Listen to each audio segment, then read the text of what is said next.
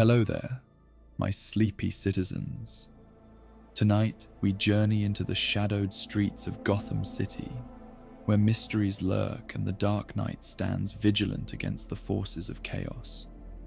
We bring you tales of Batman, uncovering different sides of the man behind the mask. And as our journey through these stories winds down, a calm ambience of Gotham's streets will carry you throughout the night, bringing you to restful sleep without interruptions from any ads.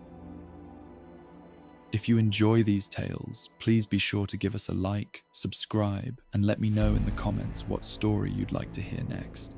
But for now, let's get cozy and step into the world of Gotham.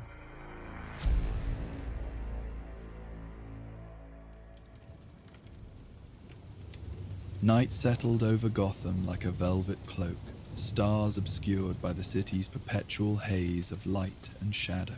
From the heights of Wayne Manor, the urban sprawl resembled a constellation of its own making, street lamps and skyscrapers forming patterns as ancient and mysterious as those in the heavens above. Bruce Wayne stood at the window of his study, a cup of untouched tea cooling beside a small antique radio that Alfred had restored years ago. The radio was tuned to static, a soft hissing that filled the otherwise silent room. "Still nothing?" Alfred asked as he entered, carrying a small silver tray with a fresh pot of tea. Bruce shook his head. "Not since midnight yesterday." 3 consecutive nights of broadcasts, then silence. His fingers traced the radio's wooden casing, an object from another era when airwaves carried wonder rather than dread.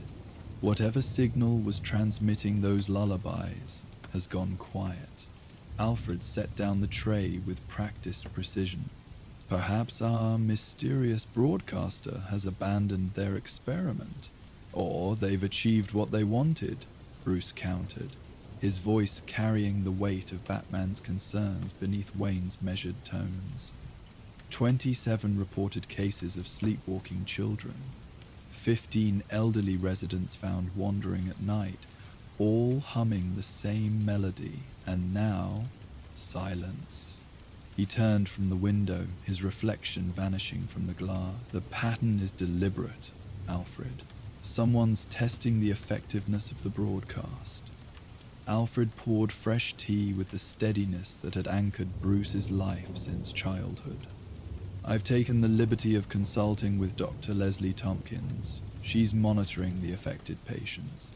Thus far, there appear to be no lasting effects once the subjects awaken." "Small mercies," Bruce murmured, accepting the offered cup.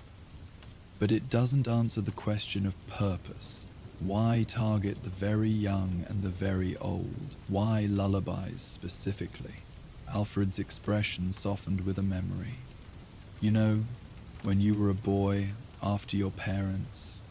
He paused, ever careful with this wound that never fully healed. "You had such terrible nightmares. Conventional lullabies wouldn't soothe you, but there was one melody, a peculiar old English folk song my mother taught me. Something about its minor key would quiet your mind when nothing else could." Bruce nodded, the memory surfacing like a distant island glimpsed through fog. "I remember. You'd hum it while organizing my father's medical journals." He closed his eyes briefly. "I haven't thought about that in years." "Music affects different people in different ways, but it affects us all," Alfred observed. "The very young and very old share a certain neurological openness, if you will. Their minds process music more directly, with fewer filters." Bruce set down his cup, untouched again. "You're suggesting our broadcaster knows this, that they're targeting the most susceptible. I'm merely observing that if one wished to influence minds through sound, those demographics would provide the clearest proof of concept." Alfred's clinical assessment was tempered by concern. "Before attempting it on a wider scale, perhaps." Bruce moved to his desk, where newspaper clippings and police reports formed a constellation of their own, patterns only Batman could fully perceive. Commissioner Gordon has established a city-wide curfew for minors. Nursing homes have been advised to monitor their residents after dark, but we're reacting to symptoms, not addressing the cause. The broadcast itself, Alfred nodded. Have you had any success tracing the signal? Partial. Lucius has identified unique harmonic patterns embedded within the lullabies, subsonic frequencies that wouldn't be present in traditional recordings. They're artificial, designed to induce specific brainwave patterns. Bruce's fingers sorted through the documents with practiced precision.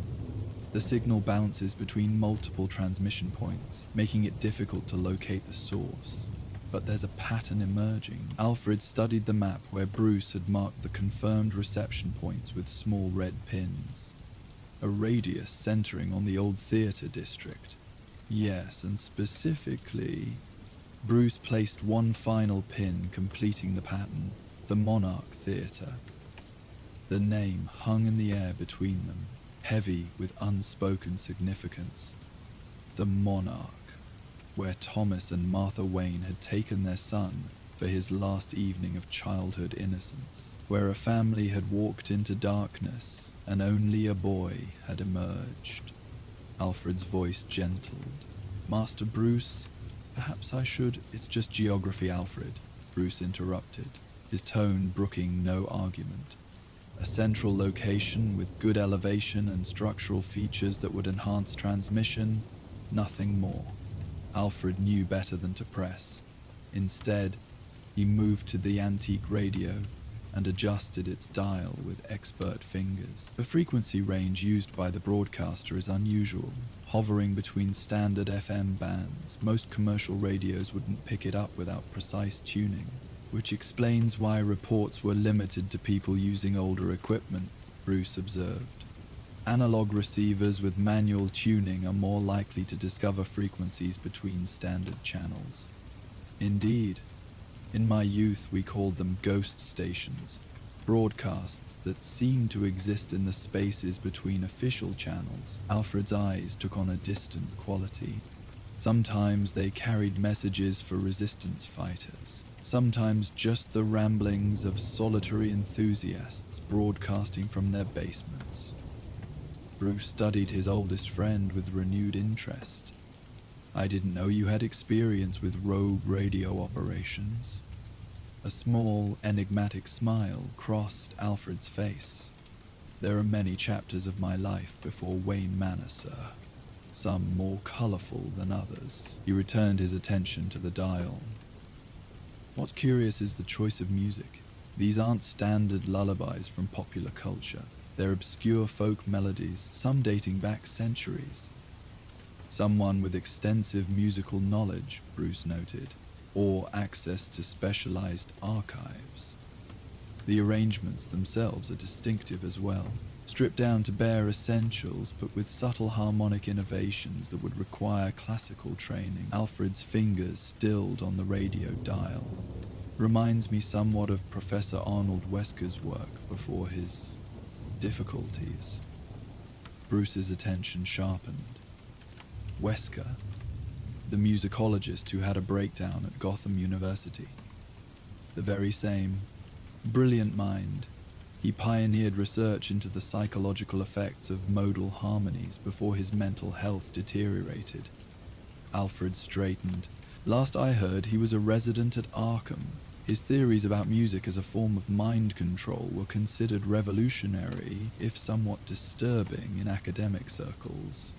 Wesker, Bruce repeated, the name triggering connections in his detective's mind. Also known as the ventriloquist. Night had deepened considerably by the time Batman reached the rooftops near the Monarch Theater. The building stood like a decayed tooth in Gotham's architectural mouth. Once proud, now crumbling, yet stubbornly resistant to removal. Its marquee had long since lost its letters, but the ornate stonework around the entrance still bore silent witness to more elegant times. I've cross-referenced Arnold Wesker's records. Oracle's voice came through his cowl. He was released from Arkham 8 months ago, part of Dr. Strange's controversial rehabilitation program. Supervised housing, mandatory therapy sessions. By all accounts, he was compliant, even docile. And Scarface? Batman asked, referring to the dummy that had become the physical manifestation of Wesker's dissociative personality. A foul-mouthed, violent gangster who spoke through the meek professor. No sign. The puppet was confiscated during Wesker's last arrest and was supposedly destroyed. Wesker himself reportedly showed no interest in ventriloquism during his recovery. His doctors noted he was channeling his energy into music therapy instead. Music therapy, Batman repeated, scanning the theater's facade with multiple vision modes. Convenient. His last known address was a halfway house in the Burnley district, but he stopped checking in 3 weeks ago. Current whereabouts unknown. Batman detected faint heat signatures within the theater. Not concentrated enough for regular habitation, but evidence of intermittent presence. More telling was the electromagnetic activity emanating from the building's upper levels. Subtle but distinctive power usage. What about Wesker's academic connections? Anyone who might have helped him establish a broadcast operation? Already on it, Oracle replied. A name keeps coming up in his published papers, Dr. Simon Trent, an acoustical engineer who collaborated with Wesker on several studies about infrasonic influences on human cognition. Trent dropped out of academia after Wesker's breakdown, became something of a recluse. Current location? Last known residence is an apartment above the old Wellman music shop on Cathedral Square. Property records show he still owns it, but neighbors report rarely seeing him. Batman's eyes narrowed behind his cowl as he focused on a subtle movement near the theater's roof access, a figure adjusting what appeared to be a small antenna array. I'll check Trent after I've secured the theater. Someone's making adjustments to transmission equipment on the roof. Be careful, Oracle cautioned. If they're using sonic technology for mind control, you could be affected too. Alfred modified my cowl with counter-frequency generators. Short-term protection, at least. Batman launched his grapnel toward the adjacent building. Keep monitoring emergency channels. If the broadcast resumes, I need to know immediately. He swung in a silent arc toward the theater, his cape billowing momentarily against the night sky, before folding around him as he landed noiselessly on the deteriorating roof. The figure he'd spotted was gone, but the equipment remained, a sophisticated array of antennas and signal boosters, camouflaged to resemble the building's architectural details. Professional work, not the cobbled-together setup of an amateur. The roof access door yielded to his touch, unlocked and recently oiled. Someone wanted easy access. The stairwell beyond was dark but clean, no decades of dust or debris that should have accumulated in an abandoned building. Batman descended silently, every sense alert to the possibility of traps or guards. What he encountered instead was more unsettling. The theater's upper balcony had been transformed into a makeshift dormitory. Simple cots lined the curved space, each occupied by a sleeping figure. Batman counted 12 in total, a mix of elderly men and women, all in night clothes, all breathing the deep rhythm of artificial sleep. Medical monitoring equipment stood nearby, recording vital signs with clinical precision. Oracle, he sub-vocalized. I've found some of our sleepwalkers. They're being kept here, monitored. Alive? Harmed? Alive, and apparently uninjured, but sedated or in some sort of trance state. He moved silently between the cots, checking pulses, examining pupils with a penlight. Professional medical care. Someone wants them healthy. He took samples of the IV fluids feeding into the nearest patient's arm, storing them in analysis vials on his utility belt. The theater's grand chandelier hung dark above the main floor, but soft illumination came from the stage below, drawing Batman to the balcony's edge. The sight that greeted him would have been comical in other circumstances. On the dusty stage stood Arnold Wesker, the slight, balding former professor, conducting an invisible orchestra with passionate gestures. His eyes were closed, his face transported with the ecstasy of creation. More disturbing was what sat beside him on a throne-like chair. A ventriloquist's dummy, dressed in a pinstripe suit and fedora, its wooden face carved into a perpetual sneer. Scarface had returned. No, no, no! The harsh voice that issued from Wesker's barely moving lips belonged to the dummy, not the man. You call that a crescendo? It's supposed to shake their bones, not tickle their ears? Do it again, and this time mean it. Wesker flinched visibly, then nodded with desperate eagerness. Yes, Mr. Scarface. I'm sorry, Mr. Scarface, once more from Measure 86. His arms rose again, conducting phantom musicians through an inaudible symphony. But as Batman watched, he realized the performance wasn't entirely imaginary. Subtle sounds emanated from speakers positioned throughout the theater. Not fully audible music, but something deeper, felt rather than heard, infrasonic pulses that resonated in the chest cavity, coupled with high-frequency tones at the edge of human perception. That's better, Scarface growled. The brats and oldsters are just the beginning. Once we perfect the frequency, we'll own this town's nervous system. Every citizen of Gotham will dance to our tune, right into the banks, jewelry stores, and anywhere else we want them. But Mr. Scarface, Wesker ventured timidly, we agreed the subjects would be unharmed. The research is about proving the therapeutic potential of modal harmonics, not shut your trap, Scarface snapped. You think small, that's your problem. Always did.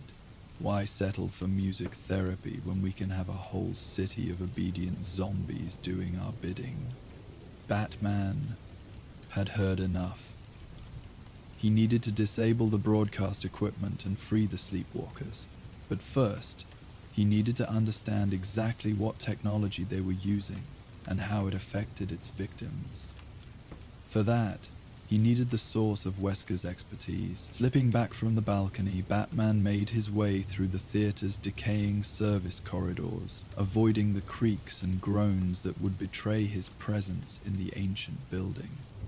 His cowl's mapping system reconstructed the theater's original floor plan, revealing a path to the orchestra pit, where the actual sound equipment would likely be housed.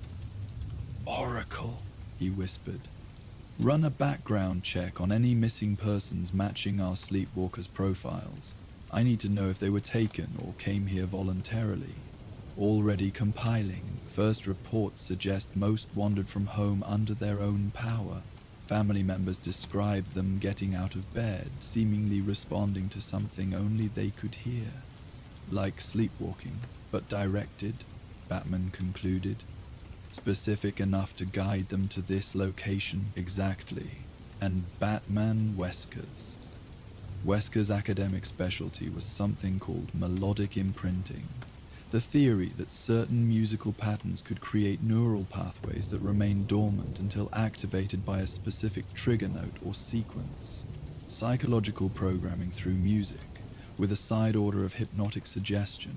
His last published paper before his breakdown was about creating sleeper responses that could be activated years after the initial exposure. Batman paused at a junction in the corridor, processing this information. That would explain the focus on children and the elderly, not just current vulnerability. Wesker might be targeting people who were exposed to specific music in the past. Creating a pre-programmed audience, Oracle agreed. But for what purpose?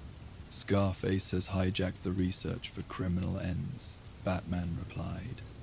Typical pattern for Wesker's alternate personality. Corrupting his knowledge for profit and control, he continued through the maze of backstage areas, eventually reaching a small door that led to the orchestra pit. The pit itself had been transformed into a high-tech sound studio. Mixing boards, computers, and specialized equipment filled the space where musicians once played. Most significant was a glass booth containing a single chair surrounded by microphones, a recording space designed for perfect acoustic isolation. At the main console sat a thin man with wild grey hair and thick glasses, his fingers dancing across controls with the precision of a concert pianist. Dr. Simon Trent, Batman presumed. Wesker's former colleague, now apparently his accomplice. Frequency modulation holding steady, Trent murmured to himself. Cognitive entrainment at 70% effectiveness, suggestibility threshold approaching optimal range. He made minute adjustments to several dials, subject retention improving with each broadcast cycle. Batman analyzed the equipment, identifying components that would be critical to the operation. The system was sophisticated but had clear vulnerabilities. Power supply junctions, data processing nodes, transmission linkages. Disable any one of these, and the broadcast would fail. But simply destroying the equipment wouldn't reveal the full extent of the plan, or how to help those already affected. Feed the third harmonic sequence. Scarface's voice commanded from speakers connected to the stage. Time to wake our choir and see if they remember their parts. Trent nodded, though no one was present to see it, and initiated a new program sequence. The air in the theater changed subtly, pressure building as subsonic frequencies began to pulse through the space. Above, in the balcony dormitory, the sleepers would be stirring. Batman needed to act. But as he prepared to emerge from hiding, a familiar voice spoke directly into his ear. "Master Bruce," Alfred said through the secure channel. "I've been analyzing the broadcast frequencies from previous nights. There's something you should know before you intervene." "I'm listening," Batman replied softly. "The lullabies being used aren't random. They're specifically chosen folk melodies that were popular in Gotham during two distinct time periods, the early 1930s and the mid-1980s. Generational targeting," Batman realized. The elderly would have heard these as children in the 30s, and today's children would have grandparents who sang these same melodies to them, Alfred finished, creating a resonance across generations. But more concerning is that these particular arrangements contain embedded patterns similar to those used in certain military psychological operations. Mind control research, influence rather than control, but yes. These patterns were studied extensively for their ability to create heightened suggestibility states. Alfred's voice carried rare tension. "What troubles me most is that I recognize the specific arrangement style. It bears Wesker's unmistakable signature, the same innovations he was known for before his breakdown." Batman watched as Trent initiated another sequence on the console. Wesker's using his own research from decades ago, creating a response in people who might have been exposed to his work previously. Precisely. His theories about melodic imprinting weren't just theoretical. He tested them, published the melodies in supposed children's music education materials that would have been used in Gotham schools and nursing homes where he conducted his research. "He's activating sleeper conditioning from years ago," Batman concluded. "Scarface is weaponizing Wesker's legitimate research." "Indeed. And there's one other connection you should be aware of." Alfred paused. "The Wayne Foundation funded Wesker's early research before his mental health issues emerged. Your father thought his work on music therapy showed promise for treating trauma patients. This revelation landed with unexpected weight. Another connection to Thomas Wayne, another thread connecting Batman's mission to Bruce's legacy. But there was no time to process this now. In the orchestra pit, Trent was initiating what appeared to be a broadcast sequence. Bringing Channel 7 online, he announced to the empty air. Broadcast commencing in 3, 2, Batman moved with decisive speed. A batarang struck the main power junction, sending a cascade of sparks across the equipment. Trent leapt back with a cry of alarm as Batman descended into the pit, his cape spreading like wings of shadow. "Broadcast cancelled," Batman growled. Trent scrambled backward, terror evident in his wild eyes. "No, no, no! You don't understand. You can't interrupt the sequence. The subjects, their minds are in a transitional state." "The sleepwalkers," Batman advanced on the engineer. "What happens if the broadcast is interrupted?" "Neurological backlash," Trent stammered. "The harmonics create a temporal low resonance that must be properly resolved, or..." A piercing scream from the balcony cut him off. Then another, and another. "Oracle," Batman commanded, "and the medical emergency protocol. The subjects are in distress." "Already alerting emergency services," she responded.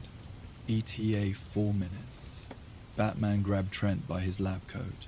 "How do we stabilize them?" "The resolution sequence," Trent gasped. "It's already programmed. Just restore power and run program Delta 9. Please, they could suffer permanent damage." Batman's mind calculated rapidly. The risk of a trap versus the immediate danger to the victim. "With your lying."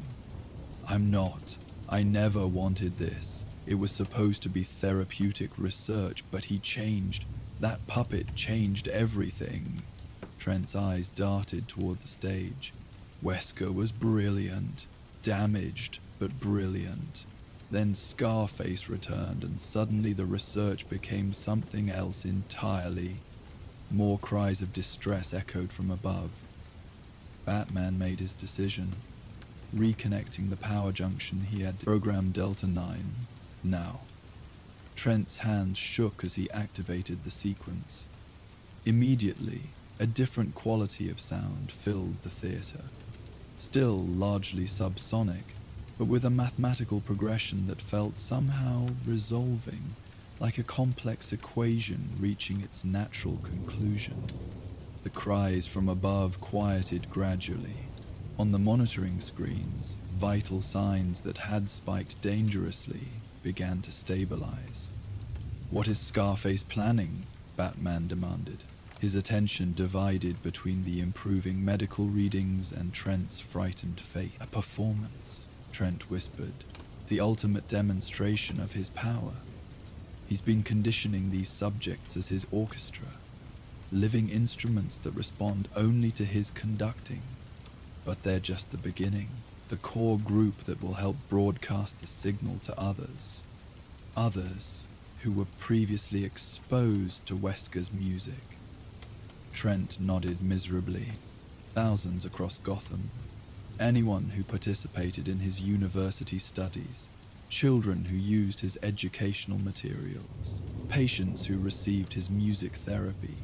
All carrying dormant neural pathways that can be activated with the right sequence. Creating an army of sleepwalkers under Scarface's control, Batman concluded. To commit crimes while their conscious minds remain unaware. The perfect alibi, Trent confirmed. How can you prosecute someone who has no memory or awareness of their actions? Who was essentially sleepwalking through a bank robbery or jewel heist? The stabilization sequence completed its cycle. The subject's vital signs now returned to normal sleeping patterns. But upstairs, a different kind of disturbance had begun. The sound of wooden-soled shoes clacking rapidly across the stage. "Something's wrong," came Scarface's harsh voice, now moving toward the orchestra pit. "The broadcast was interrupted, Trent, you incompetent." The voice cut off as Wesker, with Scarface perched on his arm, reached the edge of the stage and saw Batman standing in the pit below. The dummy's painted eyes seemed to widen, its wooden face somehow conveying genuine shock. The bat! Scarface snarled. Should have known you'd stick your pointy ears where they don't belong. Wesker himself appeared terrified, his body trembling visibly. Mr. Scarface, perhaps we should... Shut up! The dummy snapped. I'm thinking. The wooden head swiveled back toward Batman. You're too late, Bat-Brain. My choir's already been programmed. One broadcast on the main frequency, and half of Gotham will be dancing to my tune. Batman assessed the situation rapidly. Wesker was physically no threat, but Scarface often carried concealed weapons. More concerning were the sleepwalkers above, innocent victims who might be compelled to protect their master. It's over, Wesker, Batman said, addressing the man rather than the puppet. Your subjects are being monitored. Emergency services are on their way. Whatever hold Scarface has on you, you can break it again, like you did in Arkham. Wesker's eyes darted nervously between Batman and the dummy on his arm. I don't... He's stronger now. Don't listen to him, Scarface interrupted. We're so close. Our grand performance is ready. All of Gotham will be our audience and our orchestra. The only performance tonight will be your return to Arkham, Batman replied, moving toward the stairs that connected the pit to the stage. Scarface's wooden face twisted into something like a smile. That's what you think, Batsap, but I've got one last crescendo prepared. The dummy's head turned toward Wesker. Now, Professor, the emergency sequence. Before Batman could reach them, Wesker's free hand slammed down on a small remote control device hidden in his pocket. Immediately, a different quality of sound filled the theater. Harsher, more commanding, its subsonic frequencies vibrating at a frequency that made Batman's teeth ache despite his cowl's protective systems. Above, in the balcony dormitory, the sleepers rose as one, their movements mechanical but purposeful. They began descending toward the main floor, their eyes open but unseeing, moving with the unified purpose of automata rather than individual human. Meet my choir of the damned, Batman, Scarface cackled. Not much individually, but together, a symphony of destruction. The sleepwalkers were moving toward Batman now, forming a circle around the orchestra pit. They showed no aggression yet, but their synchronized movements suggested a hive mind at work, Scarface's will expressed through multiple bodies. Wesker, Batman called out, trying to reach the man behind the puppet. These are innocent people. Your research was meant to help, not harm. A flicker of doubt crossed Wesker's face. They won't be harmed, he said uncertainly. The commands are non-violent, just containment, until we can complete the grand broadcast. Don't talk to him, Scarface snapped. He's trying to confuse you. We've worked too hard for this. Batman needed to disrupt whatever control signal was directing the sleepwalkers without harming them. His analysis suggested the frequency was being transmitted through multiple speakers throughout the theater, creating an immersive field that maintained the hypnotic state. Oracle, he sub-vocalized. I need to disrupt a theater-wide acoustic field without causing neurological damage to entranced subjects. Working on it, she replied. Alfred has a suggestion. Alfred's voice came through a moment later. The subjects are responding to a specific harmonic pattern. Introducing a counter-frequency could disrupt the control without harming them. Similar to noise cancellation technology, but targeted at the specific brainwave patterns Wesker is manipulating. Can you transmit such a counter-frequency through my cowl? Already calculating the appropriate wavelength, Alfred confirmed, but it will only have limited range, perhaps 10 feet around you. You'll need to get closer to Wesker's primary transmission equipment for broader effect. The sleepwalkers had completed their circle now, standing unnaturally still, awaiting further commands. On stage, Scarface was gloating. One move toward us, Bat-Brain, and my choir starts their performance. throwing themselves off the balcony, one by one. You can't save them all. It was a bluff. Batman was certain of it. Wesker would never allow genuine harm to come to his subjects. His research, before Scarface's corruption, had been dedicated to healing, but Scarface's influence was strong and the risk couldn't be ignored. Counter-frequency ready, Alfred announced. Activating now. A subtle vibration passed through Batman's cowl, imperceptible to normal hearing, but present nonetheless. The nearest sleepwalkers blinked, momentary confusion crossing their faces before the controlling frequency reasserted itself. It's working, Batman observed, but I need wider coverage. The main amplification system, Alfred suggested. If you can connect to it, we could broadcast the counter-frequency throughout the theater. Batman scanned the orchestra pit, identifying the master control panel that Trent had been operating. The engineer himself had retreated to a corner, watching the confrontation with horrified fascination. Trent, Batman called. The main amplification system, can it be reconfigured to broadcast a different frequency? The engineer nodded nervously. The mixing board has an external input, but you'd need to override the current signal first. Keep them busy, Scarface commanded the sleepwalkers. Don't let him near the controls.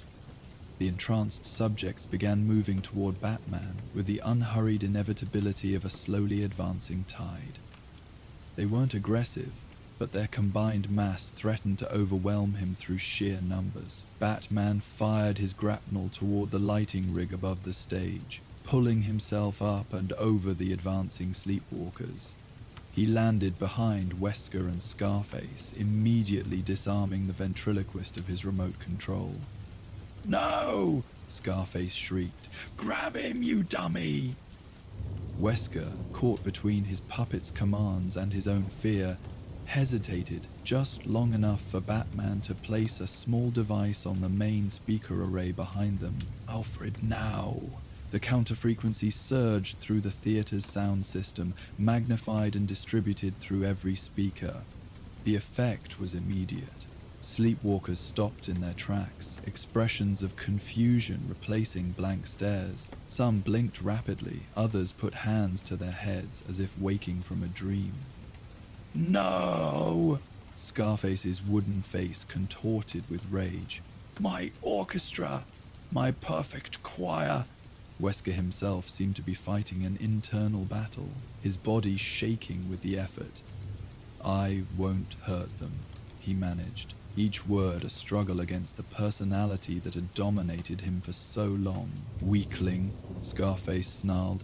"You're nothing without me, nothing." Batman approached carefully. "That's not true, Wesker. Your research was groundbreaking. You were respected, admired. Scarface twisted your gift, but it was your gift first." The ventriloquist's eyes focused on Batman with newfound clarity. "My research. It was meant to help people recover from trauma, to heal, not harm.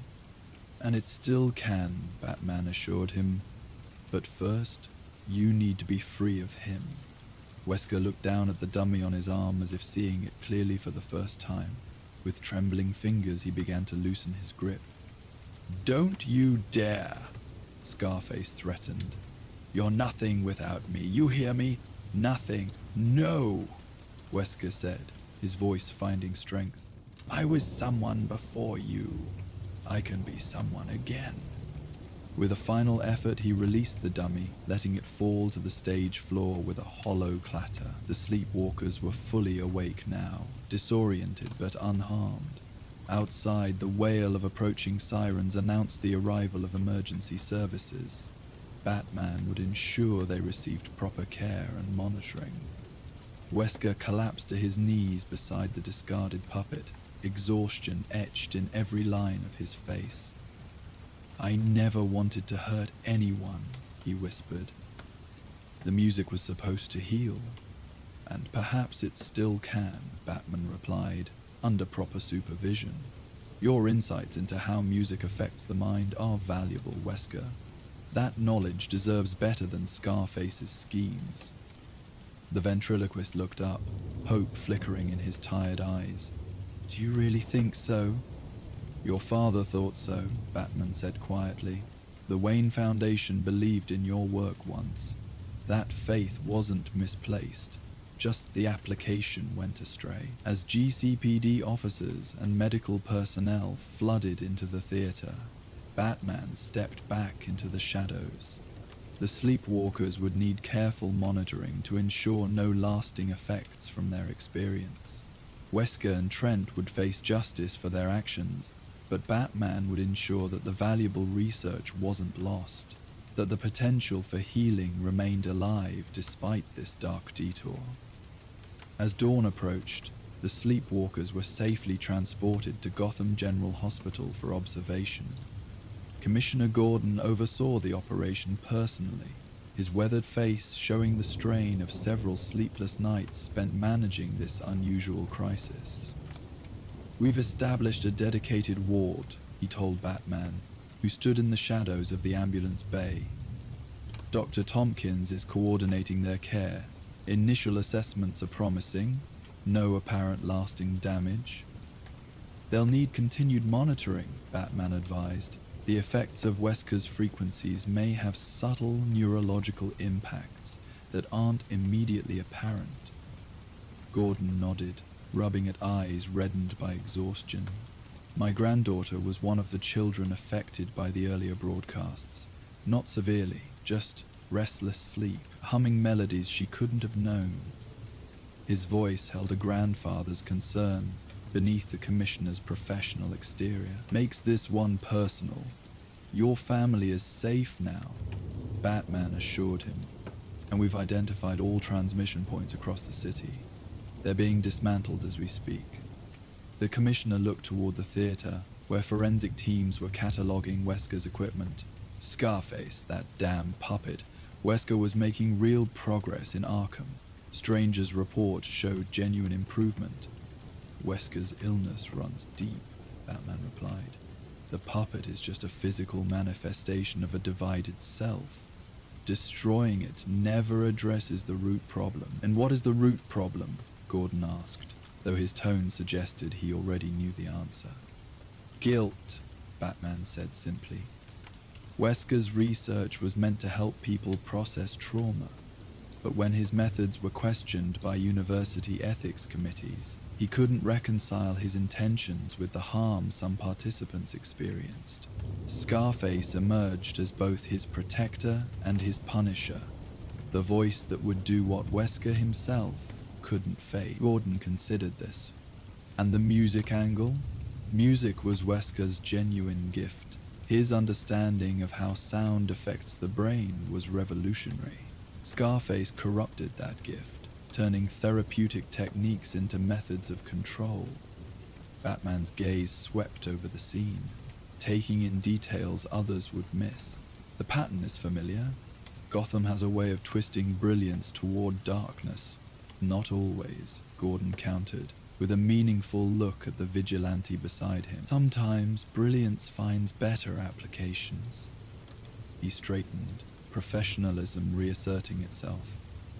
We'll keep you informed of the victim's recovery. And Wesker? Back to Arkham, Batman confirmed, but with a modified treatment plan. His insights into music therapy shouldn't be lost, just properly channeled. As Gordon turned to coordinate the ongoing police activity, Batman slipped away. The night's mission complete, but his mind still processing the implications of Wesker's technology. The ability to influence minds through sound wasn't new. Advertisers, politicians, and cult leaders had exploited similar principles for centuries. But Wesker's precision, his ability to target specific neural pathways through customized frequencies, represented something more concerning. In the wrong hands, such technology could undermine the very concept of free will. Yet in the right hands, Batman found himself considering the therapeutic potential as he made his way back to the Batmobile, parked discreetly several blocks away. The streets were quiet now, Gotham's nocturnal rhythms settling as the city approached dawn.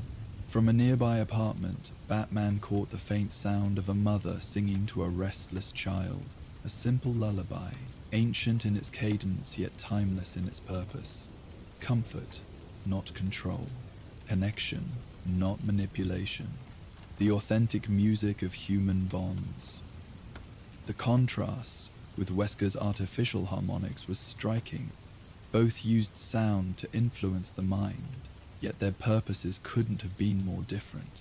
One sought to override will, the other to provide the security within which will could safely develop. As he drove through Gotham's emptying streets, Batman contacted Alfred. The sleepwalkers are receiving treatment. Wesker and Trent are in custody. The broadcast equipment has been secured. Well done, sir, came the familiar voice. And the puppet? Confiscated as evidence. Gordon understands its significance to Wesker's condition. It won't be destroyed this time, but studied as part of his therapy. A more enlightened approach, Alfred observed. Speaking of which, I've been analyzing the frequency patterns Wesker employed. Quite remarkable mathematics underlying the composition. Any danger of others replicating his methods? The basic principles could be reproduced, but Wesker's specific implementation required both his musical genius and Dr. Trent's engineering expertise. A rare combination. Alfred paused. I've taken the liberty of beginning a comprehensive analysis of his earlier published works. There's genuine therapeutic value there, before Scarface's influence corrupted the application. Batman guided the Batmobile through the pre-dawn streets, the city transforming around him as night yielded reluctantly to morning. My father saw that potential. The Wayne Foundation supported Wesker's early research. Indeed, Dr. Thomas Wayne had a particular interest in non-pharmaceutical treatments for trauma. He believed music could reach parts of the mind that conventional therapy couldn't access. The mention of his father added another dimension to the night's events, another thread connecting Bruce Wayne's past to Batman's present. So many of Gotham's current troubles could be traced to seeds planted decades ago, good intentions that had twisted into unexpected forms in the city's fertile soil of corruption and despair.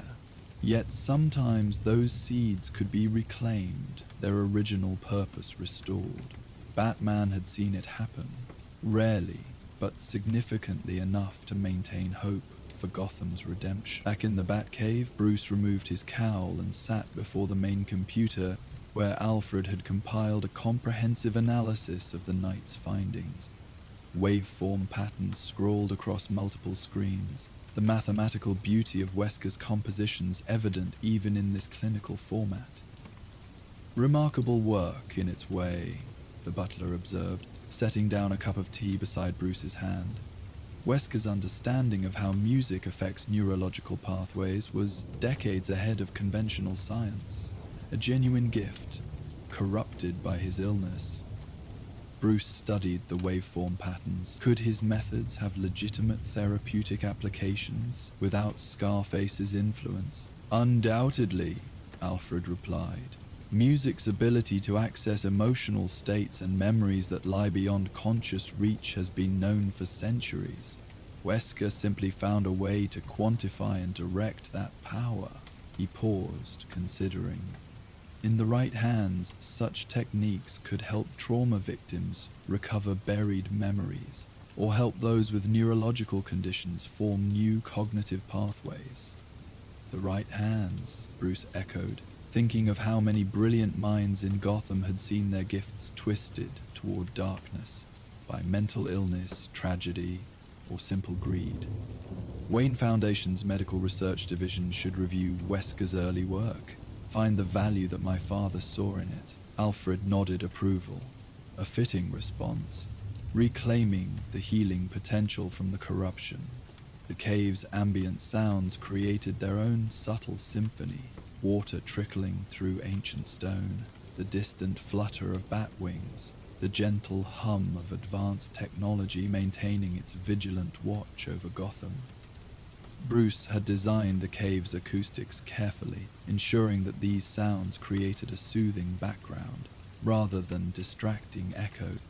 Without realizing it, he had applied some of the same principles Wesker had studied, using sound to create a specific mental state.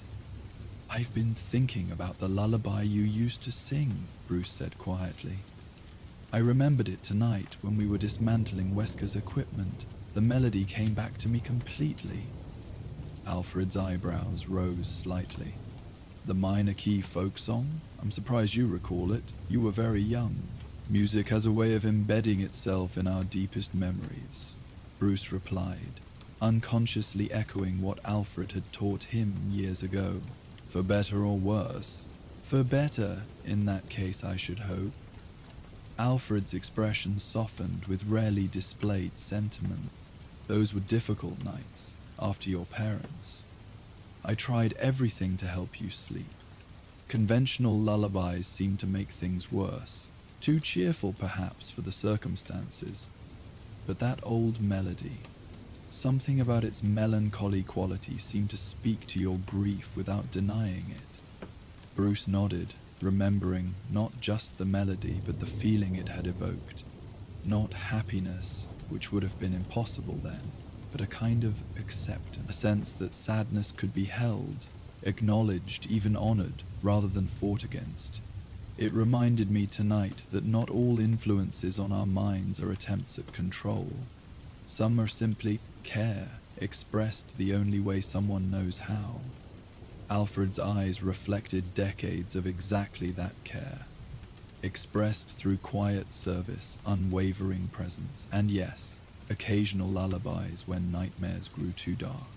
Even the most sophisticated mind control could never match the influence of genuine compassion, Master Bruce.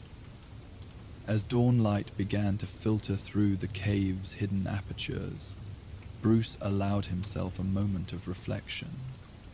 Gotham's citizens would sleep more peacefully tonight, their dreams their own once more. The sleepwalkers would recover, their minds freed from external control, and somewhere in Arkham perhaps Arnold Wesker might find a way back to the healing purpose that had once driven his brilliant mind, before Scarface had twisted that purpose toward control rather than care. The puppet itself would remain in evidence storage, a wooden face with painted features, harmless without the fractured psyche that gave it voice. Yet Bruce knew that destroying Scarface had never solved Wesker's underlying condition. The puppet was merely a symptom, not the disease itself. Real healing would require addressing the guilt and conflict that had created Scarface in the first place.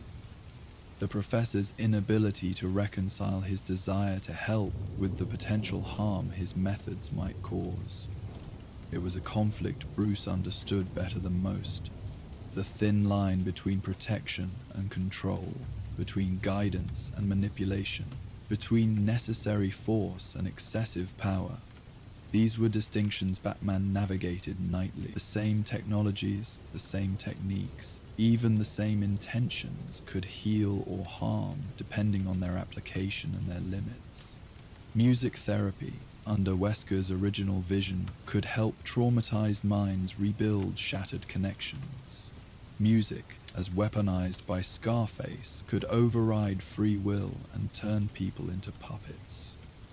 The difference lay not in the method but in the purpose, the consent, the respect for individual autonomy. As Bruce finally allowed himself to rest, the cave's ambient sounds forming a natural lullaby around him, fragments of that old melody drifted through his mind, not as a controlling force, but as a reminder of the finest influence of all, the protective love that had helped a traumatized boy find his way through darkness toward a purpose greater than revenge. a melody of protection rather than possession, of guidance rather than control. Outside, Gotham was awakening to a new day, its citizens unaware of how close they had come to losing their mental autonomy. The choir of the damned had fallen silent, but the possibility of harmony remained, complex, challenging, but ultimately more powerful than any attempt to force minds into unnatural unison. Batman had preserved not just the safety of Gotham's citizens, but their right to their own internal music, their freedom to be influenced by compassion rather than controlled by fear. The true music of the soul that no Scarface could ever corrupt or command continued its eternal composition, note by note, choice by choice, dream by dream, the authentic symphony of human consciousness that would always resist reduction to mere mechanical response, no matter how cleverly engineered the stimulus might be. As sleep finally claimed him, Bruce's last conscious thought was not of Wesker or Scarface or the night's mission, but of that simple lullaby, a gift given freely, asking nothing in return except the peace it offered. Perhaps that was the most profound lesson of all, that the most powerful influences in our lives are not those that demand control, but those that offer connection, not those that override our will, but those that help us find our way through darkness toward our own unique light. The last echoes of Scarface's manipulated harmonies had faded from Gotham's air, leaving behind a city that breathed a little easier in the following nights. Bruce Wayne found himself unusually reflective in the days after dismantling the Puppet Master's schemes. Something about Wesker's use of sound, the way music could shape perception, memory, and emotion, had struck a deeper chord than most cases. Perhaps it was the connection to his childhood, to Alfred's lullabies that had once guided him through the darkest valleys of grief. Or perhaps it was the reminder that the mind's architecture was far more delicate and responsive than even the most sophisticated buildings in Gotham's skyline. Sleep came easier to the city now. Children no longer wandered in half-conscious states, and the elderly rested peacefully in their beds. Yet as one threat receded into memory, Batman sensed another approaching. Like distant fog rolling in from the harbor, not yet visible, but changing the quality of the air itself.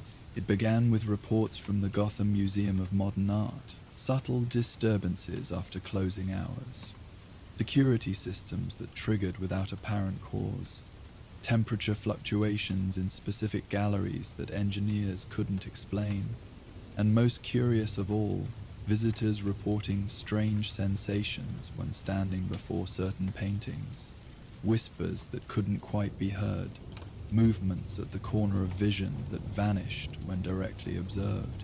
Ghost stories, Commissioner Gordon had said with a dismissive wave when Batman inquired.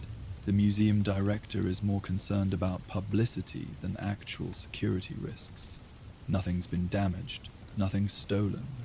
Yet something in the pattern caught Batman's attention, the specific paintings that generated reports, all acquired during the museum's recent Reflections of Gotham exhibition, works that captured the city's Gothic architecture, its shadowed alleyways, its perpetual dance of light and darkness, images that held memory within their frames, history layered in oils and canvas.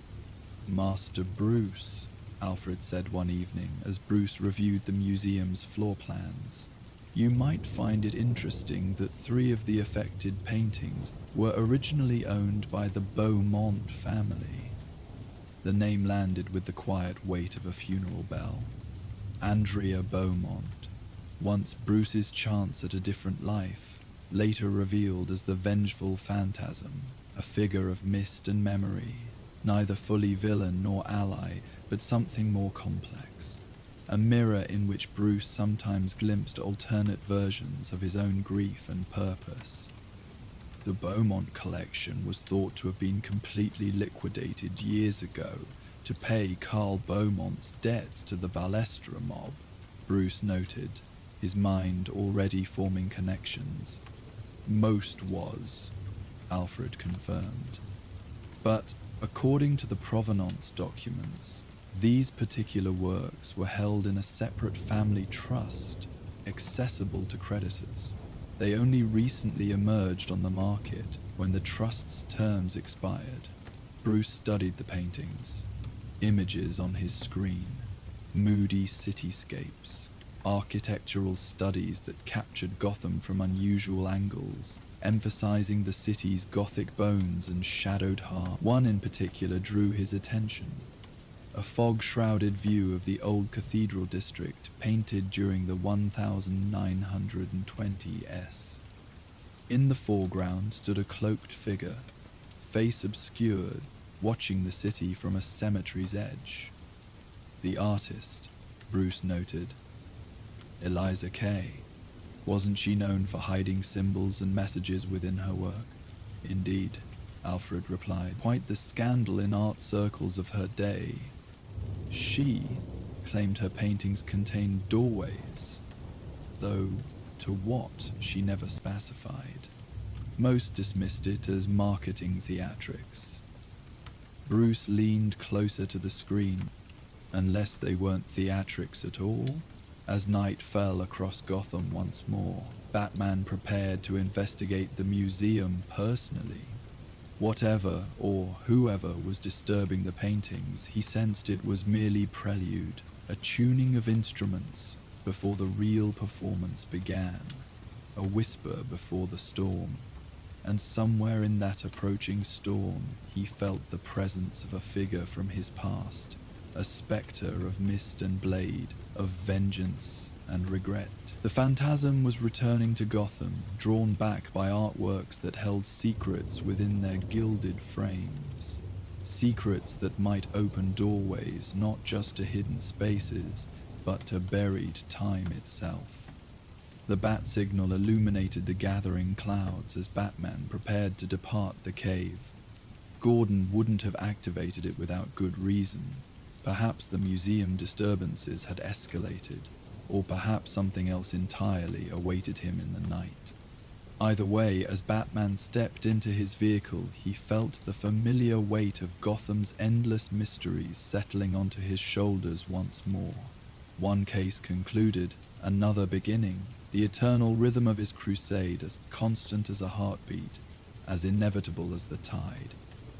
From the manipulated harmonies of Scarface to the whispered secrets of painted frames, Batman moved forward into the gathering mist, where memory and present were about to collide in ways even he could not predict. And so begins our next journey into Gotham's shadows. Snow fell in delicate silence over Gotham, transforming the city's jagged silhouette into something softer, more forgiving. From his perch atop the old clock tower, Batman watched individual flakes catch moonlight as they drifted past, each one perfect and ephemeral. Winter always brought a particular stillness to Gotham's nights, a hush that seemed to absorb sound rather than merely quiet it. Even the perpetual growl of traffic became muted, as if the city itself had paused to contemplate the passing year. "Sir, I've compiled the data you requested." Alfred's voice came through the cowl, warm despite the clinical nature of his words.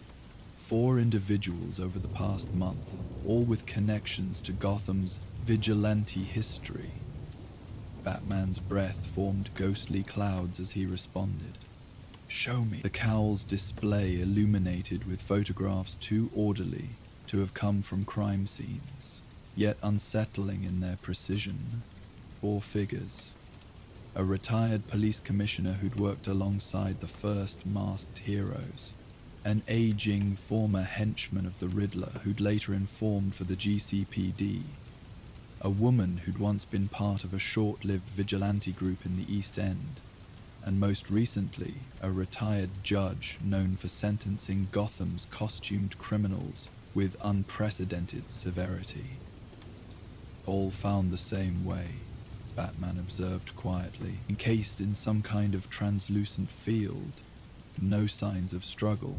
Medical examiner reports indicate they were conscious when contained, Alfred added, his voice carrying the slight hesitation that always emerged when discussing particularly troubling cases. Their vital signs continue at a drastically reduced rate. They appear to be in some form of stasis.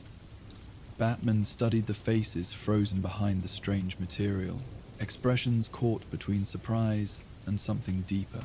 Not quite fear, something more like recognition. They knew who took them, he concluded. Or what? Alfred countered softly. The snowfall intensified, individual flakes merging into a gentle curtain that veiled the city below. Batman didn't need to ask what Alfred meant. Both men were thinking of the same spectre from years past. A figure in flowing grey, whose victims had also worn expressions of recognition in their final moments. The phantasm disappeared years ago, Batman said, though his tone lacked conviction. Andrea wouldn't return to this. Perhaps not Andrea Beaumont, Alfred agreed carefully. But the mantle she created, symbols have a way of outliving their creators, as you well know, sir. Batman rose from his crouched position, snow sliding from his cape in a miniature avalanche. These victims aren't connected to the Valestra mob or anyone from Andrea's past. There's a different pattern here. He paused, letting his gaze drift across Gotham's transformed landscape. They all stood watch over this city in their own ways. They all made judgments about who deserved punishment. Vigilantes judging vigilantes, Alfred mused. A rather pointed message, one might say. I need to warn the others, Batman decided. Anyone who wore a mask or made themselves a symbol, they're all potential targets. He hesitated, an unusual uncertainty in his voice. Alfred, reach out to Leslie, see if she can provide sanctuary at her clinic for those who might be at risk. Dr. Tompkins may have reservations about sheltering vigilantes, given her views on such matters. Alfred reminded him gently. Tell her it's not about protecting masks, Batman replied. It's about protecting people who believed they were doing the right thing for this city. That's something Leslie has always understood. As Batman prepared to leave his snowy perch, the Cowl's sensors registered movement on a rooftop 3 blocks east. A flicker of grey against the white landscape, there and gone so quickly it might have been nothing more than a trick of the falling snow. But Batman had seen that particular movement before, the way the figure seemed to dissipate rather than simply step from view. I have visual, he said quietly, east of the clock tower, moving toward the financial district. Be careful, sir, Alfred cautioned. If this is indeed a new phantasm, we know very little about their capabilities or intentions. Batman didn't respond as he launched himself from the clock tower, his grapnel finding purchase on a gargoyle across the street. He swung through the curtain of snow, a dark shadow momentarily obscuring the gentle white of the winter night. The figure in grey moved with unnatural grace across Gotham's rooftops, seeming almost to float above the snow rather than disturb it. Batman followed at a distance, noting how the mysterious form appeared and disappeared from view, not with the practiced stealth of a trained operative, but with something that seemed more elusive, as if the figure was only partially present in the physical world. The pursuit led to one of Gotham's oldest graveyards, a place where generations of the city's prominent families had been laid to rest. Here, the snow fell more heavily, creating a landscape of white, broken only by the dark silhouettes of monuments and mausoleums. The phantasm, if that's what this was, paused before a particular crypt, one whose entrance was partially obscured by decades of neglect and overgrown ivy. Batman watched from the shadow of a stone angel, observing as the grey-cloaked figure traced symbols in the air before the crypt's entrance. The symbols lingered, glowing with a pale blue light that seemed to intensify the cold of the winter night. Then, impossibly, the solid stone door of the crypt simply dissolved, revealing a passage that should not have existed. The figure glided inside, and the stone rematerialized behind them. Alfred, Batman sub-vocalized, "I need information on the Thornwick Mausoleum in Gotham Cemetery, specifically any unusual reports or legends associated with it." "Come a moment, sir," Alfred replied, the sound of typing barely audible in the background. "Ah, interesting. The Thornwick family were prominent in Gotham's early days, industrialists who specialized in photographic equipment. The mausoleum dates back to 1891, but it hasn't been used since 1956 when the last Thornwick heir died without children." He paused. "There is a curious note here from the cemetery records. Groundskeepers have occasionally reported seeing strange lights around the structure, particularly on winter nights. Most attributed it to reflection from the city lights on snow." Batman approached the mausoleum cautiously, his cowl scanning for energy signatures or hidden mechanisms. The stone appeared solid once more, with no evidence of the doorway he'd witnessed moments before. "The Thornwicks specialized in early photographic development," Alfred continued. "They were known for innovations in image preservation.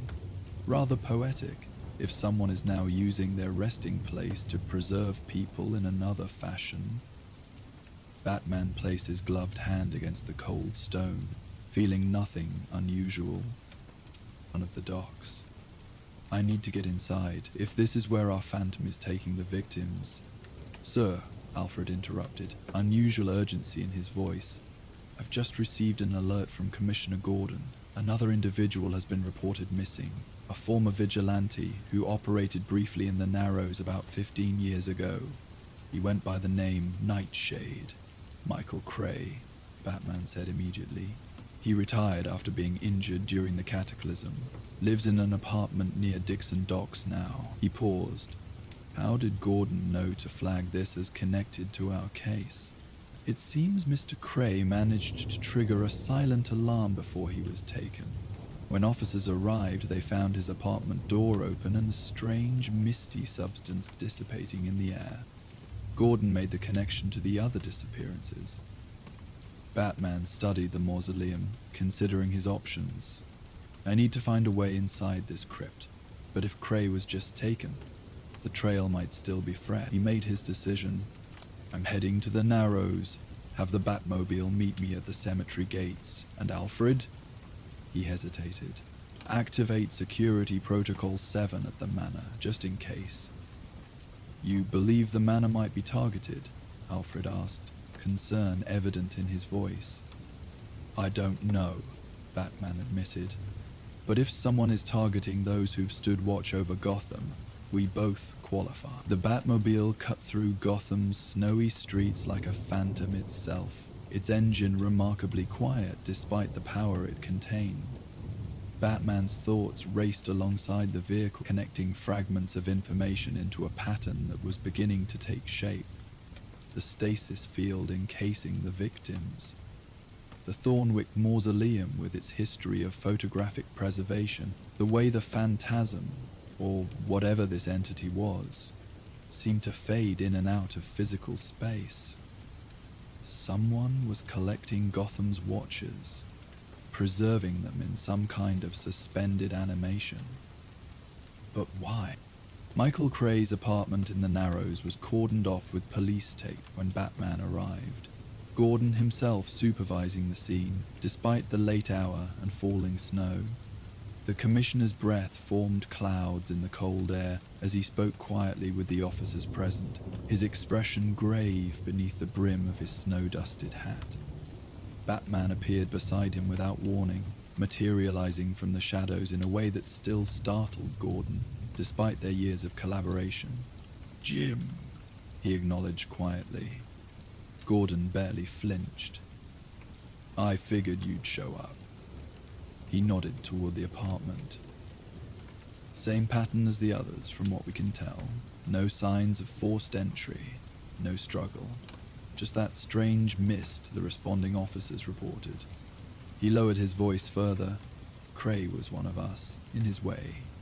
Not exactly by the book, but he helped a lot of people in the Narrows before he hung up his mask. Did he have connections to any of the other victims? Batman asked. Gordon shook his head. Not that I'm aware of. Different eras, different parts of town. The only thing connecting them is that they all tried to protect this city one way or another. He gave Batman a searching look. You think someone's targeting former masks? Not just masks, Batman corrected. Judge Vargas never wore one. Neither did Commissioner Loeb. They all decided who deserved punishment and who deserved mercy. Gordon absorbed this, his expression troubled. That's a pretty wide net. Half the GCPD would qualify. Hell, I would. He paused. You're not just here about Cray, are you? You know something. I followed what I believe is our suspect to the old Thornwick mausoleum in Gotham Cemetery, Batman explained. There appears to be some kind of hidden entrance, but I couldn't access it. The Thornwicks, Gordon mused. Photography pioneers, if I remember right. My grandfather had a Thornwick camera.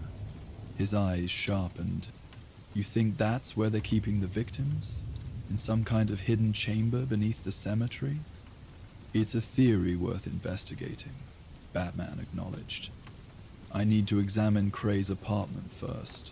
There might be clues about how our Phantom is selecting targets, or how they're able to transport them without a struggle. Gordon nodded, gesturing for his officers to clear the area. Take your time. I'll keep my people focused on canvassing the neighborhood, seeing if anyone witnessed anything unusual. He hesitated. Batman, be careful. Whatever this is, it's not your usual Gotham criminal. There's something unnatural about it. Batman entered the apartment alone, his cowl automatically adjusting to the dim lighting. Michael Cray had lived modestly since retiring from his vigilante activities. The small one-bedroom unit was sparsely furnished but meticulously organized. A bookshelf held volumes on Gotham's history, alongside philosophical texts. A worn armchair faced the window, with its view of the distant harbor, a side table beside it, holding a half-empty cup of tea, now cold. The scene felt suspended, as if Cray had simply stepped away momentarily, rather than being taken. Batman moved methodically through the space, his cowl scanning for trace evidence too subtle for conventional forensics to detect. Near the apartment's single small desk, the sensors detected an unusual energy signature, residual particles that didn't match any common chemical or radiological profile. Batman collected a sample, securing it in a specialized container for later analysis. Alfred, he sub-vocalized, I'm sending you a molecular scan of residue found at Cray's apartment. See if you can identify it. Receiving the data now, sir, Alfred replied. This is most unusual. The molecular structure appears to be in a state of constant flux, neither fully solid nor gaseous. It bears some similarity to the theoretical models for matter existing partially outside conventional space-time. Similar to what we encountered with the original Phantasm, Batman noted. That suit Andrea wore allowed her to appear to phase in and out of physical space. Yes, but this is more advanced, Alfred observed. The original technology created an illusion of phasing through a sophisticated smoke system and misdirection. This appears to be actually altering the state of matter itself. Batman continued his examination, finding a small notebook tucked beneath Cray's desk blotter. The most recent entry, dated just yesterday, contained a single sentence. Someone is watching the Watchers. Alfred, I need a list of anyone still living who might fit our victim profile. Former vigilantes, retired officers who worked outside normal channels, judges known for handling masked criminal cases, anyone who made themselves a symbol of judgment in Gotham. That could be quite extensive, sir, Alfred cautioned. Gotham has a rather abundant history of individuals taking justice into their own hands. Focus on those who were active 20 to 30 years ago, Batman directed. Our victims so far have all been from that era. As Alfred compiled the information, Batman's attention was drawn to a small framed photograph on Cray's desk. A group of people standing before the old East End Community Centre. He recognized a younger Michael Cray, and beside him, "Leslie," Batman murmured, picking up the frame for closer inspection. Dr. Leslie Tompkins stood beside Cray in the photograph, looking much as she did now, her silver hair and compassionate eyes unchanged by the passing years. Several other faces surrounded them, people who had worked to make the East End safer during a particularly violent period in Gotham's history. "Alfred, is Dr. Tompkins at her clinic tonight?" "I spoke with her earlier about providing sanctuary, as you requested," Alfred confirmed. "She was reluctant at first, but agreed to help. She should be at the clinic now, preparing accommodations." Batman carefully replaced the photograph. "Tell her I'm on my way. And Alfred, tell her not to open the door for anyone but me." The snow had intensified by the time Batman reached Leslie Tompkins' clinic in the East End. The modest building stood as a beacon in one of Gotham's most troubled neighborhoods, its lights a promise of care in a place where such promises were rarely kept.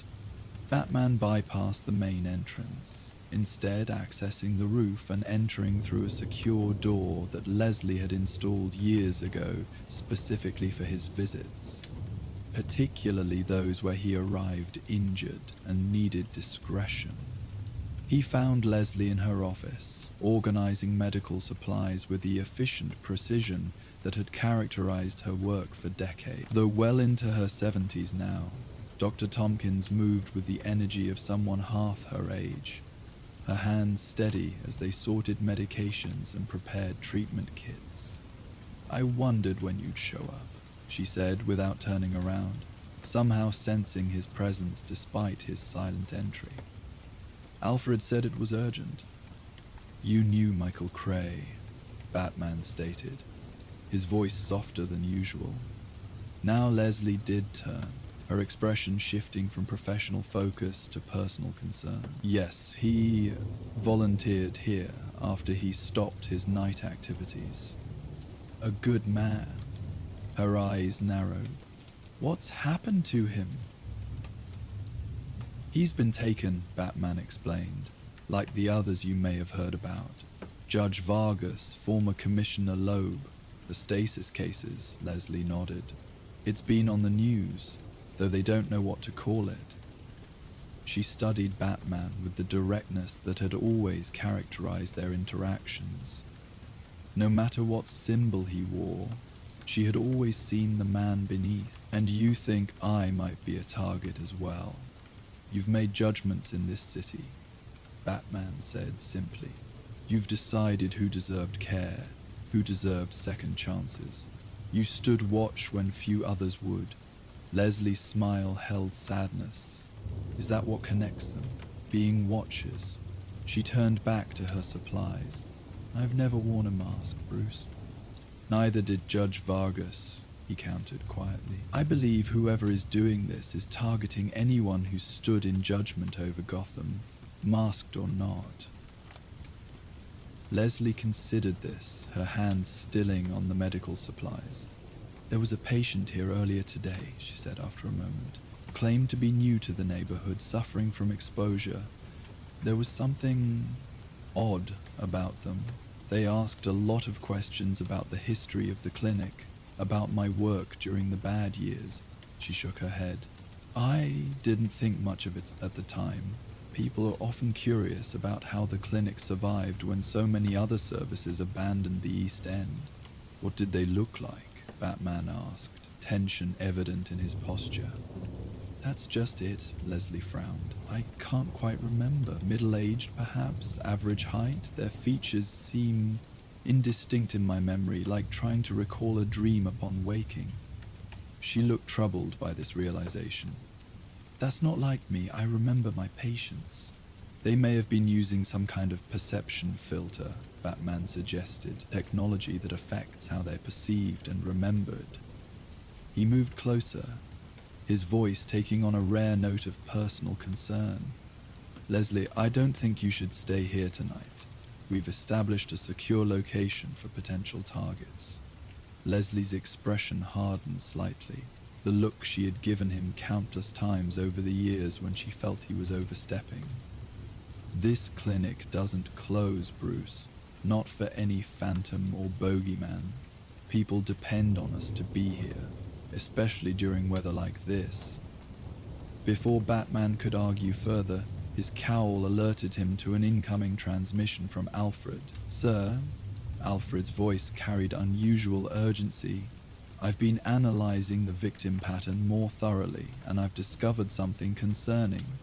Each person was taken exactly 7 days after their first contact with what witnesses describe as a forgettable patient or unmemorable visitor. If Dr. Tompkins encountered such an individual today, she has 6 days, Batman concluded. He turned back to Leslie. I'm posting security here discreetly. Your work won't be interrupted, but you won't be alone. Leslie seemed about to object, then relented with a slight nod. Your friends are welcome here, as always. But Bruce, she held his gaze firmly. If this phantom, as you call it, is truly judging those who've judged others, then you should be looking over your shoulder more than anyone in Gotham. The weight of her words settled between them, heavy with decades of both collaboration and disagreement. No one in Batman's life had challenged his methods more consistently than Leslie Tompkins, whose commitment to healing had sometimes placed her in direct opposition to his mission. I know, he acknowledged simply. Leslie's expression softened slightly. Have you considered that this might not be about punishment? These people haven't been killed, they've been preserved. There's a difference. Batman paused, considering her perspective.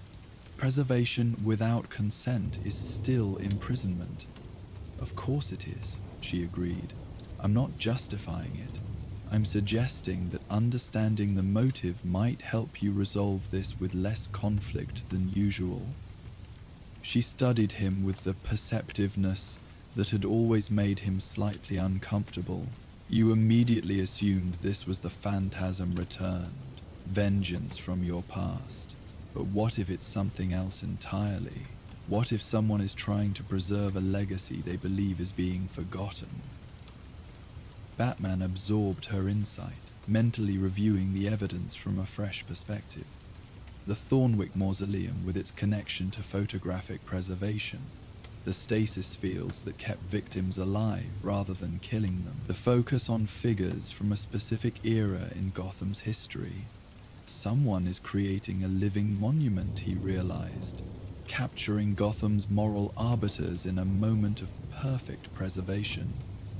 A rather extreme museum curator, Alfred commented through the cowl. Leslie nodded. The question is, why now? What triggered this need to preserve these particular people at this particular time? Batman connected the evidence with historical context. 25 years since Gotham's Special Crimes Unit formed, the first official response to masked criminals, when the line between vigilante and official justice began to blur. An anniversary, Leslie nodded. They're commemorating what they see as a pivotal moment by collecting key figures. Working from a specific list, Batman concluded, turning toward the window where snow continued to fall. I need to return to the Thornwick Mausoleum. If I'm right, that's where all the victims are being kept. Be careful, Leslie cautioned. True believers are the most dangerous opponents. Batman paused. I'll have someone here within the hour. Don't leave, and don't admit patients you don't already know by name. Turning away those in need isn't something I do lightly, she reminded him. 6 days, Leslie, he countered quietly. Give me that much time. Their eyes met in understanding that transcended their many disagreements. Then Batman vanished into the snowy night. The cemetery lay under pristine white when Batman returned. Gravestones transformed into softened shapes. The Thornwick mausoleum stood apart, somehow more defined against the landscape. Batman approached cautiously, his cowl scanning for energy signatures. As he drew closer, a faint disturbance became visible through his specialized lenses, a subtle rippling surrounding the mausoleum. Alfred, he sub-vocalized, I'm detecting an energy field around the structure, similar to the residue at Cray's apartment, but more stable. Perhaps a more permanent version of the stasis technology, Alfred suggested. Be cautious, sir. If this is preservation rather than assassination, the curator might not appreciate visitors. Batman circled slowly, studying the disturbance. The effect was strongest near the north wall, where he had previously observed the phantom create a temporary entrance. His analysis was interrupted by a soft sound behind him. Batman turned swiftly, but the snowy graveyard appeared empty. Someone's here, he stated quietly, activating thermal imaging. The cemetery remained cold and lifeless in the display. No heat signatures besides his own. Perhaps our phantom truly is more phantom than person, Alfred remarked, his tone carrying the unease he always exhibited when confronted with phenomena that defied conventional explanation.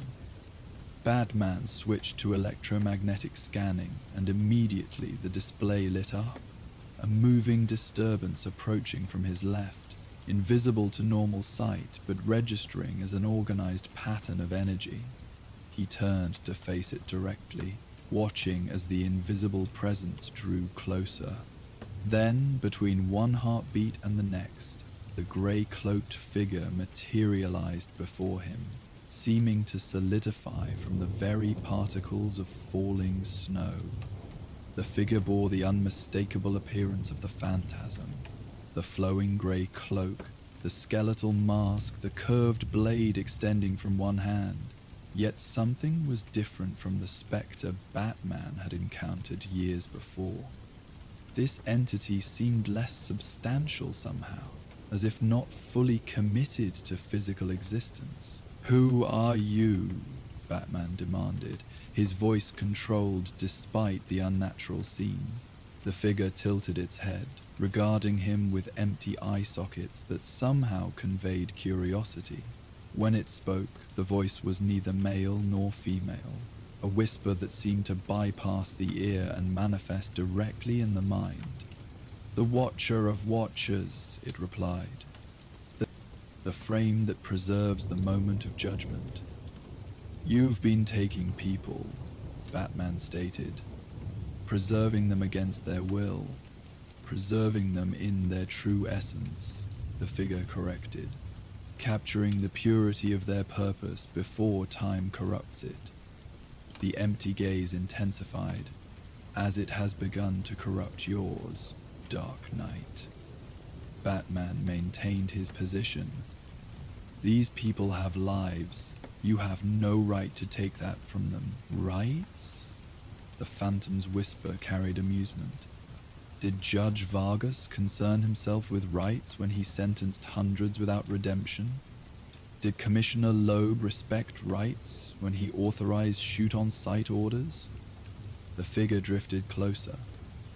Did you consider rights when you appointed yourself Gotham's arbiter of justice?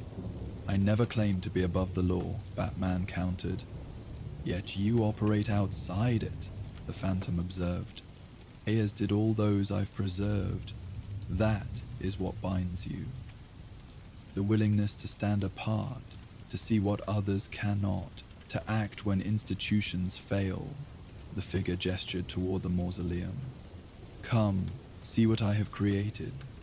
A monument to Gotham's true guardians, frozen in the moment of their clearest purpose. And if I refuse, then you misunderstand, the Phantom replied. This is not an invitation extended to Batman. It is one extended to Bruce Wayne, the man who has watched longer than any other, judged more harshly than any court. Your place in the collection is assured, detective. I merely offer you the courtesy of viewing it first. The use of his name caused no reaction, Batman's expression, though Alfred's sharp intake of breath was audible through the cowl. You believe you know who I am, Batman said evenly. I know all who have stood watch over Gotham, the Phantom replied, who have claimed the right to judge its soul. The empty eye sockets seemed to see through the cowl to the man beneath. Some wore badges, some wore robes, some wore masks. The figure turned toward the mausoleum, and as it moved, the rippling disturbance intensified. The solid stone wall began to shimmer until an arched doorway appeared where none had existed before. The Thornwicks understood preservation better than most, the Phantom remarked. DCB knew that to truly capture a moment, one must capture its essence.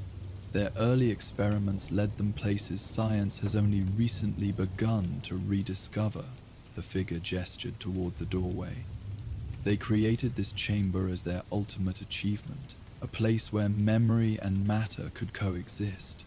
Despite every instinct cautioning against it, Batman found himself intrigued by both the explanation and the technology. The ability to rearrange matter at the molecular level went beyond any conventional science he knew. Alfred, he subvocalized, record everything. This may be our only chance to understand what we're dealing with. I strongly advise against entering that structure, Alfred replied, alarm evident in his voice. The energy readings are highly unstable. Batman made his decision. Sometimes understanding requires risk. He addressed the Phantom directly. Show me. The interior of the mausoleum was nothing like the small stone chamber it appeared to be from outside.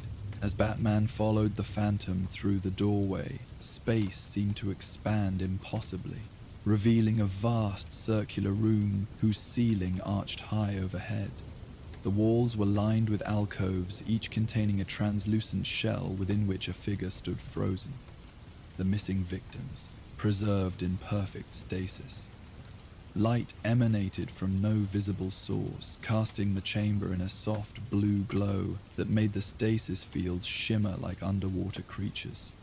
Batman recognized Judge Vargas in the nearest alcove, his stern expression captured in a moment of recognition. They are not dead, the Phantom assured him. They exist in a state between moments, conscious but experiencing time at a decelerated rate that years will pass like seconds to them. Batman studied each preserved figure. Michael Cray, the woman from the East End vigilante group, the former Riddler henchman, all captured in moments of realization, their expressions reflecting the instant they understood what was happening. Why? Batman asked simply. What purpose does this serve? The Phantom drifted to the center of the chamber, where a peculiar apparatus stood. Something like a camera mounted on a tripod, but far more complex, with crystalline components and swirling energy visible within. Gotham forgets its history, the Spectre replied. It forgets those who stood against the darkness before. There were symbols like yours. Before bat signals and specialized units, before masks transformed how justice was understood. The empty gaze swept across the preserved figures. These individuals shaped Gotham's approach to justice during a pivotal time. They deserve to be remembered, to be studied, to be understood in their purest form. As specimens, Batman observed coldly. As exemplars, the Phantom corrected. Captured in the moment they faced judgment, the same judgment they had dispensed throughout their lives. Batman noticed several alcoves remained empty, spaces waiting for future acquisitions. One, positioned more prominently, seemed designed for a particular occupant. "You've been planning this for some time," he noted. "For 25 years, the Phantom confirmed. Since the night Gotham's approach to justice was forever altered, Batman continued his circuit of the chamber, mapping its layout while searching for weaknesses. And once your collection is complete, what then? Then Gotham will have a permanent record of those who shaped its moral landscape," the Phantom replied. "A living archive of judgment, preserved at the moment of perfect clarity." The figure moved toward one of the empty alcoves. Some spaces remained to be filled. The clinic doctor, the commissioner who trusted a bat, the butler who enabled a crusade. At the mention of Alfred, Batman felt a cold that had nothing to do with the winter night. "Your collection will remain incomplete," he stated with quiet certainty. "You cannot prevent what has already been set in motion," the Phantom replied with curiosity. "By what you try. You, of all people, should appreciate the importance of legacy, of ensuring that sacrifice is remembered." "Not like this," Batman countered. "Not by removing people's freedom, their future." "Freedom?" The Phantom's whisper carried sadness. "What freedom remains for aging vigilantes? For those who spent their strength protecting a city that barely remembers their names? I offer eternity in a moment of perfect purpose, rather than the slow decline into irrelevance that time inflicts." Batman noted that the stasis fields appeared to draw power from the central apparatus, the modified camera-like device that seemed to be the heart of the Phantom's operation. "If that could be disabled..." "You speak of preservation," Batman observed, "but what you've created is imprisonment, however noble your intentions. You've taken these people against their will." "Would they have come willingly?" the Phantom asked. "Would they have understood the gift being offered? Few can see beyond their immediate circumstances to grasp the importance of historical continuity." The figure drifted closer to Batman. "But you understand, Detective. You've always understood the power of symbols, of moments preserved in memory, the pearls falling, the alley's darkness, the oath sworn." The reference to his parents' murder caused a momentary break in Batman's composure. The Phantom noticed, the empty eye sockets somehow conveying satisfaction. "Yes," it whispered, "you understand preservation better than most. Your entire existence is an attempt to preserve a moment, to extend a child's promise into decades of action." "You know nothing about me," Batman replied, his voice hardening. "I know all who have stood watch," the Phantom countered. "Their motivations, their methods, their moments of clearest purpose." The figure gestured to the waiting alcove, the one clearly intended for Batman himself. "Yours awaits, a place of honor in the collection. The Dark Knight, preserved at the height of his vigil, before time dulls the edge of his mission." Batman's hand moved subtly toward his utility belt. "And if I decline this honor, then others will take your place," the Phantom replied simply. "The doctor, the commissioner, the butler, all those whose judgment has shaped your path." The empty gaze intensified. "Their preservation is not as significant as yours would be, but they will serve as worthy additions." Something in the Phantom's tone triggered a realization in Batman's mind. "You're not just preserving them," he stated. "You're absorbing their knowledge, their experiences. That's how you knew who I am." The Phantom tilted its head slightly, almost approving. "The preservation process creates a connection. Their memories become accessible, their insights transferable. Each addition strengthens the whole." The whispered voice became reflective. Judge Vargas remembered sentencing a young man who would later become Firefly. Commissioner Loeb recalled authorizing the first official communication with a vigilante. Michael Cray remembered fighting alongside the Batman during the Cataclysm. "You're not preserving history," Batman realized. "You're consuming it." "I am becoming it," the Phantom corrected.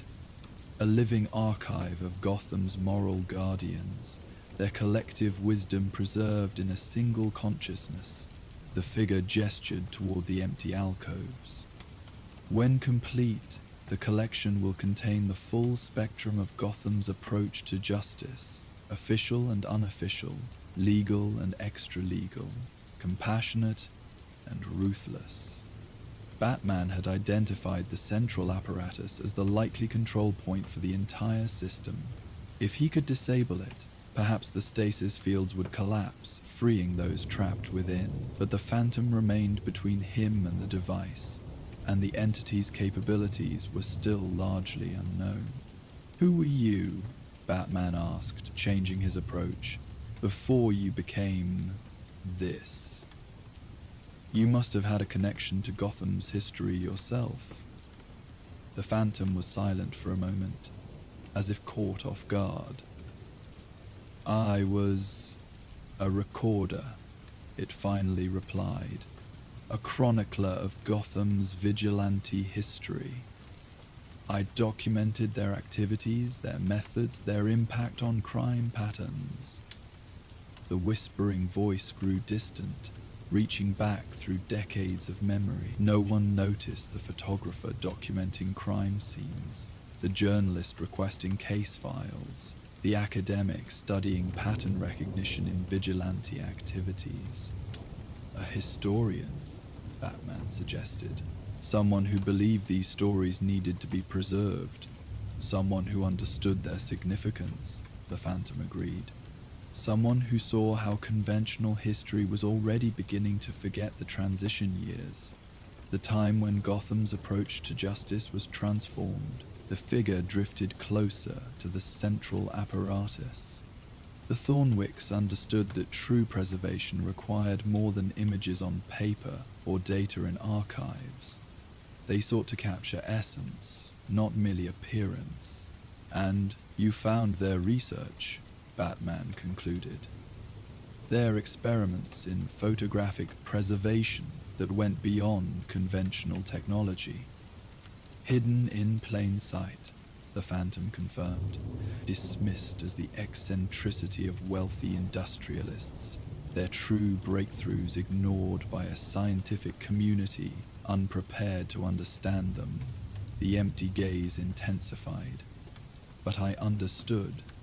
I saw how their methods could preserve not just images but moments, complete with the thoughts, emotions, and purposes that defined them." As the Phantom spoke, Batman noted subtle fluctuations in the energy fields surrounding the preserved figures, ripples in the stasis shells that corresponded with emotional inflections in the entity's whispered voice. The system was connected to the Phantom itself, responding to its state of mind. "And now you've become what you studied," Batman observed. "A living archive of Gotham's moral arbiters."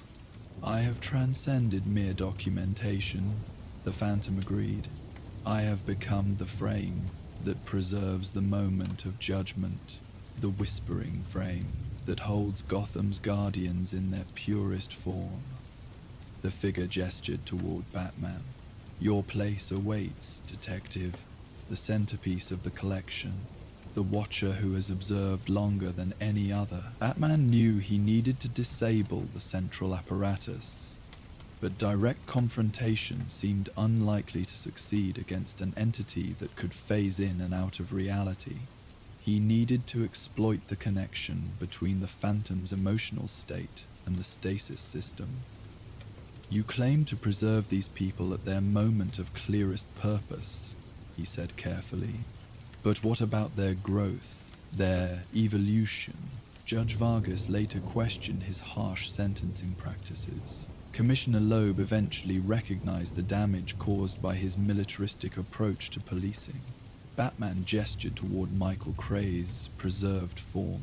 Cray found purpose in community service after hanging up his mask.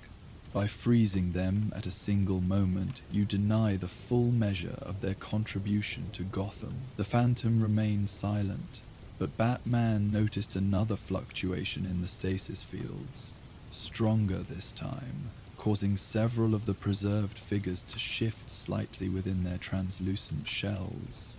True preservation honors the complete journey, Batman continued, moving subtly closer to the central apparatus. Not just a single moment of clarity, but the struggles, the doubts, the reconsiderations that shaped a life of service. By reducing them to specimens, you diminish the very legacy you claim to protect. They would be forgotten otherwise, the Phantom countered, though its whispered voice carried uncertainty. Their contributions erased by time and changing circumstances. Being remembered isn't the same as being understood, Batman replied, and understanding requires the full story, not just the moment you've decided was most important. The stasis fields fluctuated more visibly now, the preserved figures shifting as if staring from deep sleep. The Phantom itself seemed less substantial, its form wavering like a reflection in disturbed water. "You cannot comprehend what I have become," it insisted, though the whisper had lost certainty. "I am the collective wisdom of Gotham's guardians, their insights preserved and unified." "You've taken fragments of their experience without permission," Batman corrected. "Moments without context, knowledge without the growth that gave it meaning." He had drawn close enough to the central apparatus now to see its intricate crystalline components pulsing with energy. "That's not preservation, it's theft." The Phantom's form wavered dramatically, portions of its grey cloak dissipating into mist before reforming. The stasis fields flickered in response, their perfect translucence becoming momentarily clouded. "They were fading," the Phantom whispered, its voice now distinctly human.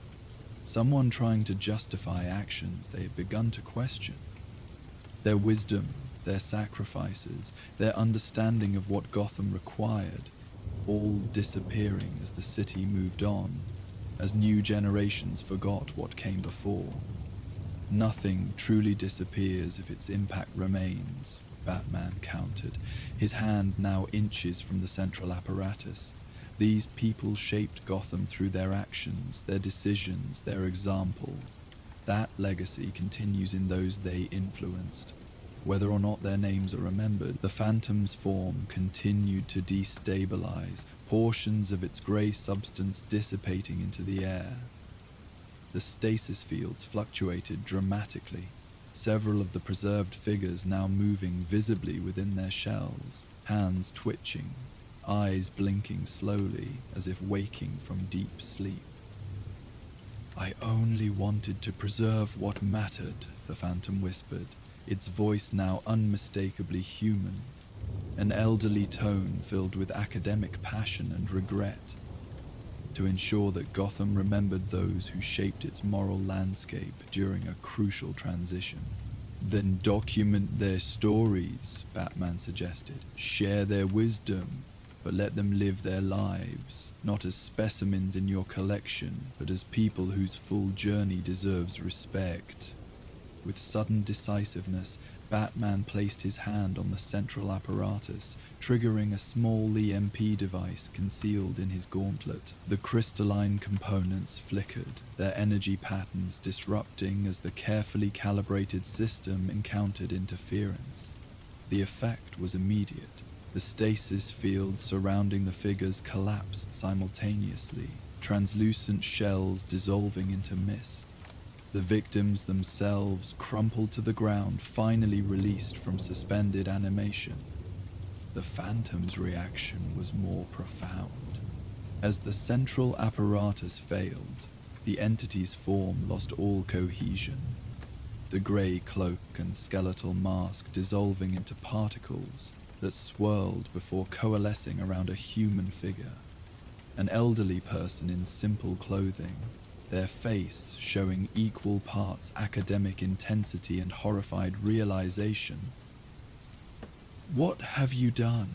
they gasped, their voice now fully human. "The preservation matrix. Without it, all those memories, all that wisdom will remain where it belongs," Batman finished firmly, "with the people who earned it through their own experiences." Around the chamber, the formerly preserved victims were beginning to stir, their movements sluggish but growing steadily more coordinated. Judge Vargas sat up slowly, blinking in confusion. Commissioner Loeb braced himself against the wall, disoriented but alert. Batman activated his communication system.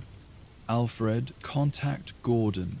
We need medical teams at the Thornwick Mausoleum, multiple disoriented individuals requiring evaluation." "With pleasure, sir," Alfred replied, relief evident. "And may I say it's most gratifying to hear you'll be returning rather than joining some macabre collection." The elderly figure, the human behind the phantom, looked around in despair as their preservation system collapsed. "You don't understand what's been lost," they lamented. "Decades of vigilante history, first-hand accounts that existed nowhere else." "Then document them properly," Batman suggested, his tone less harsh. "Interview these people, record their stories with their consent. Create an archive that honors their full journey, not just the moment you decided was most significant." The historian looked up, academic passion momentarily overriding distress.